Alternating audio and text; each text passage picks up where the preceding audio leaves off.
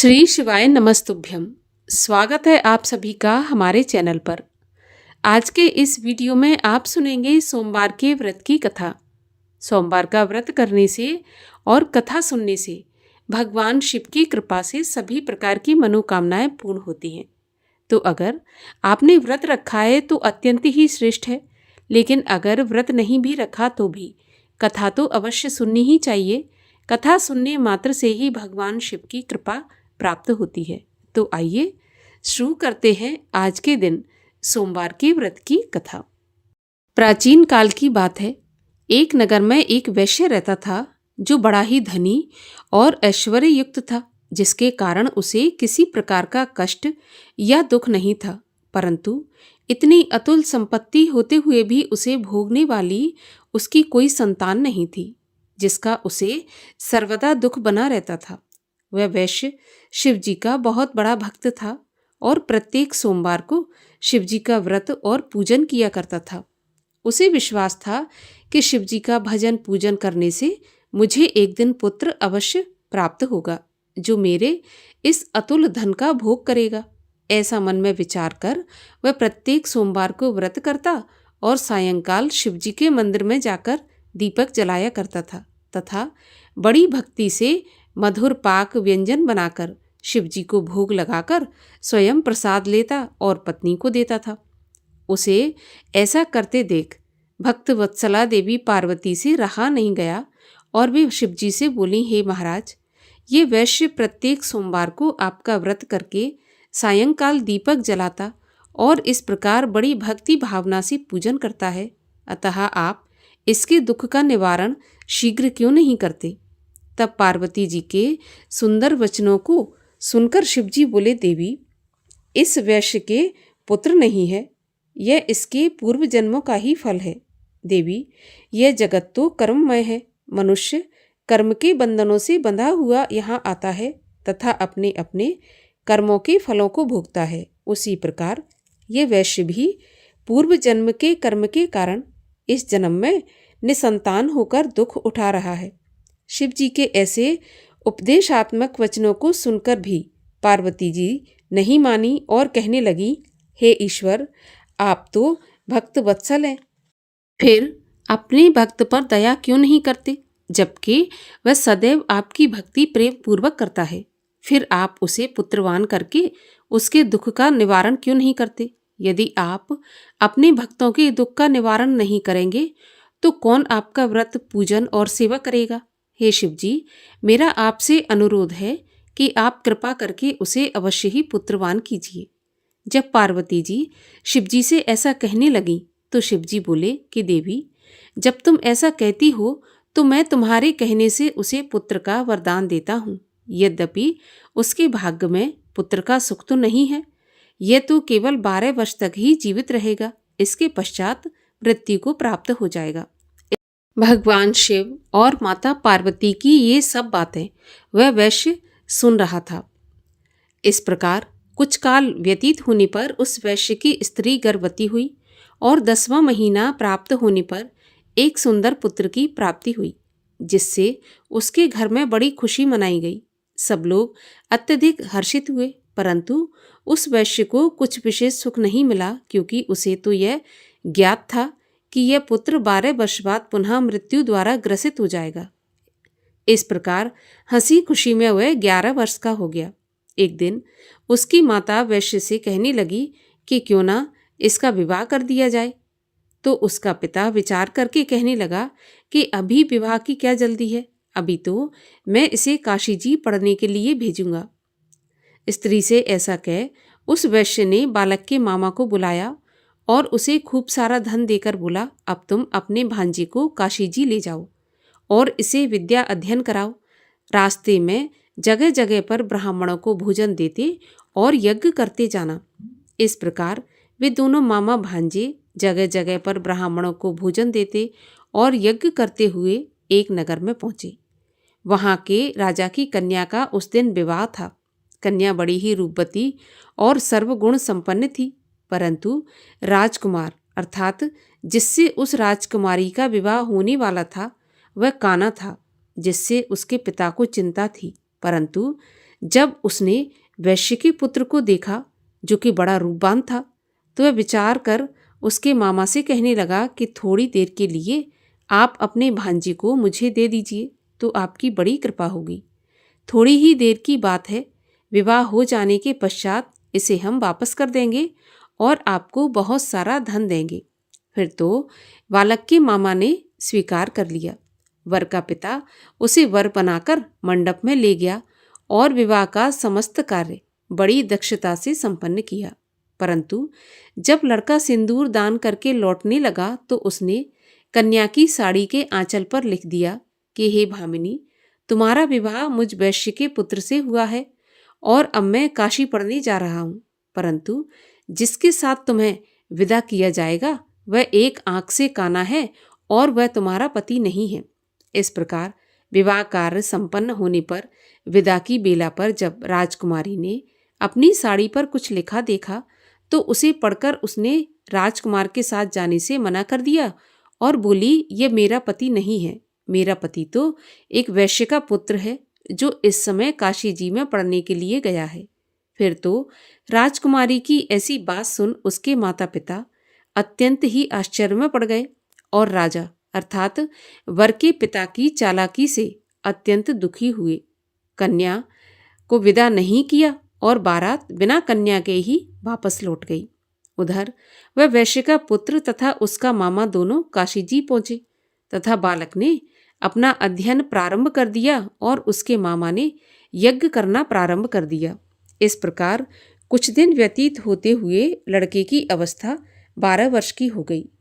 उस दिन यज्ञ हो रहा था कि उस बालक ने अपने मामा से कहा कि आज मेरी तबीयत कुछ ठीक नहीं है और मैं अंदर सोने जा रहा हूँ। ऐसा कहकर वह जाकर सो गया, परंतु उसके सोने के थोड़ी ही देर बाद उसके मामा ने आकर देखा तो वह देखता है कि भांजा तो मरा पड़ा है, जिससे वह अति दुखी हुआ। अब परंतु यज्ञ हो रहा था इसलिए वह यज्ञ विध्वंस के भय से चुप रहा और जब यज्ञ कार्य समाप्त हो गया तथा सब ब्राह्मण चले गए तब वह खूब जोर जोर से रोने लगा।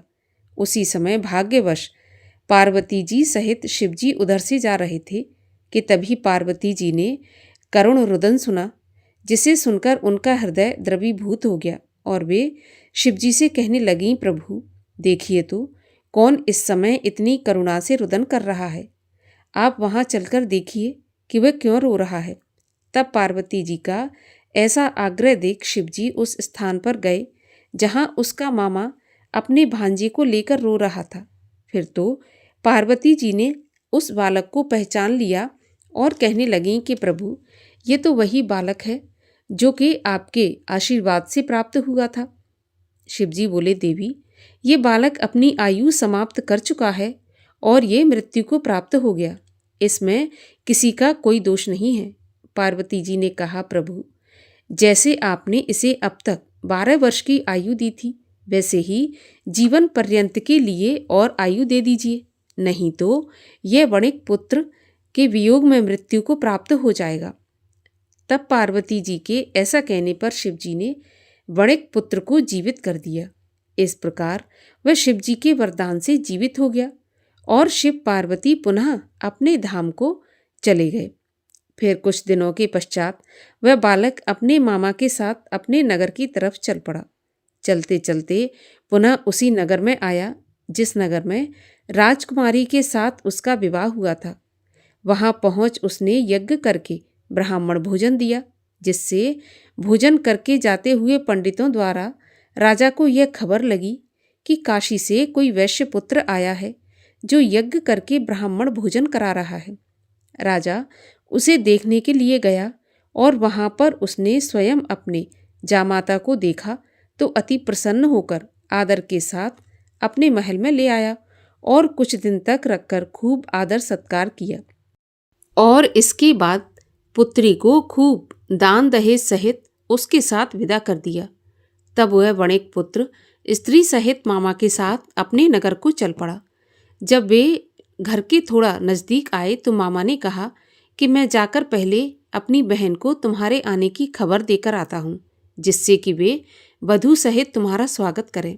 इधर वह वैश्य अपनी स्त्री सहित छत पर जा बैठा था कि यदि मेरा पुत्र काशी से लौटकर नहीं आएगा तो हम लोग यहीं से कूदकर अपने प्राण दे देंगे।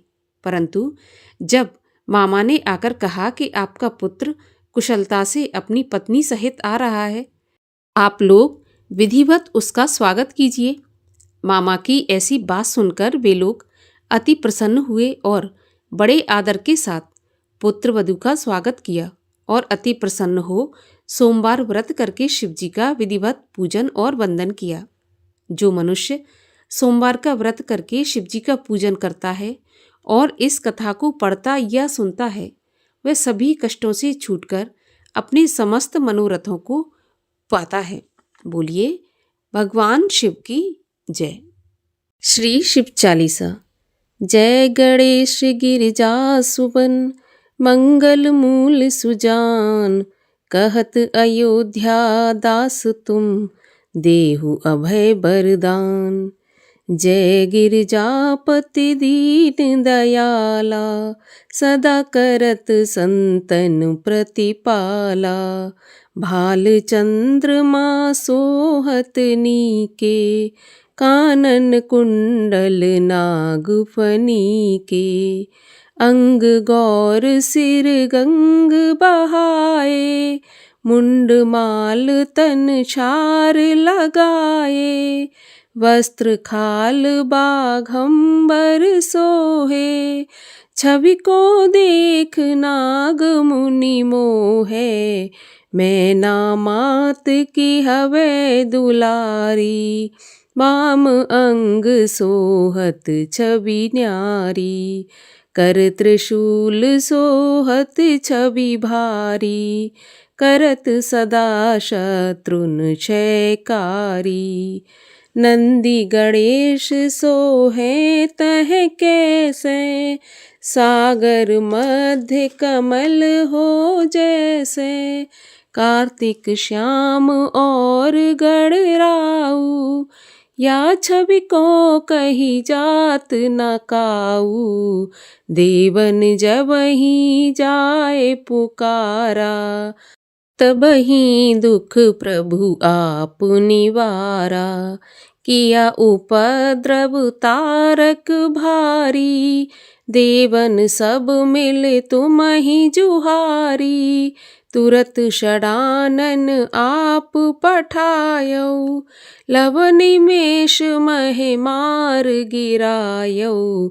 आप जलंधर असुर संहारा, सुयश तुम्हार विदित संसारा। त्रिपुरासुर सन युद्ध मचाई, सबहि कृपा कर लीन बचाई। किया तपहि भागीरथ भारी, पुरब प्रतिज्ञा तासु पुरारी। दानिन मह तुम सम कोई नाही, सेवक अस्तुत करत सदाही। वेद नाम महिमा तब गाई, अकथ अनाद भेद नहीं पाई। प्रगटी उदत मंथन में ज्वाला, जरत सुरासर भये विहाला। कीन्ही दया तह करी सहाई, नीलकंठ तब नाम कहाई। पूजन रामचंद्र जब कीना, जीत के लंक विभीषण दीना। सहस कमल में हो रहे धारी, कीन परीक्षा तबहि पुरारी। एक कमल प्रभु राखे जोई, कमल नयन पूजन चह सोई। कठिन भक्ति देखी प्रभु शंकर, भय प्रसन्न दिए इच्छित वर। जय जय जय अनंत अविनाशी, करत कृपा सबके घटवासी। दुष्ट सकल नित मोहि सतावे, भ्रमत रहो मोहि चैन न आवे। त्राहि त्राहि मैं नाथ पुकारो, यही अवसर मोहे आन उबारो। लै त्रिशूल शत्रुन को मारो, संकट से मोहे आन उबारो। मातु पिता भ्राता सब होई, संकट में पूछत नहीं कोई। स्वामी एक है आस तुम्हारी, आए हरहु मम संकट भारी। धन निर्धन को देत सदा ही, जो कोई जांचे वो फल पाई। अस्तुत के ही विधि करो तिहारी, क्षमहु नाथ अब चूक हमारी। शंकर हो संकट के नाशन, मंगल कारण विघ्न विनाशन। योगी यति मुनि ध्यान लगावे, नारद शारद शीश नवावे। नमो नमो जय नमो शिवाय, सुर ब्रह्मादिक पार न पाए। जो यह पाठ करे मन लाई, तापर होत है शंभु सहाई। ऋनिया जो कोई हो अधिकारी, पाठ करे सो पावन हारी। पुत्रहीन कर इच्छा कोई, निश्चय शिव प्रसाद तेहि होई। पंडित त्रयोदशी को लावे, ध्यान पूर्वक होम करावे। त्रयोदशी व्रत करे हमेशा, तन नहीं ताके रहे कलेशा। धूप दीप नैवेद्य चढ़ावे, शंकर सम्मुख पाठ सुनावे। जन्म जन्म के पाप नसावे, अंत धाम शिवपुर में पावे। कहे अयोध्या आस तुम्हारी, जान सकल दुख हरऊं हमारी। नित्य नेम कर प्रात ही, पाठ करो 40। तुम मेरी मनोकामना पूर्ण करो जगदीश। मक्सर छठ हेमंत ऋतु, संवत 64 जान। अस्तुत 40 शिवहि, पूर्ण कीन कल्याण। और आइए अब सब मिलकर करते हैं भगवान शिव की आरती। ओम जय शिव ओमकारा, स्वामी हर शिव ओमकारा। ब्रह्मा विष्णु सदा शिव, अर्धांगी धारा। ओम जय शिव ओमकारा, एकानन चतुरानन। पंचानन राजै, हंसानन गरुणासन। वृषवाहन साजै, ओम जय शिव ओमकारा। 2 भुज 4 चतुर्भुज, 10 भुज ते सोहे।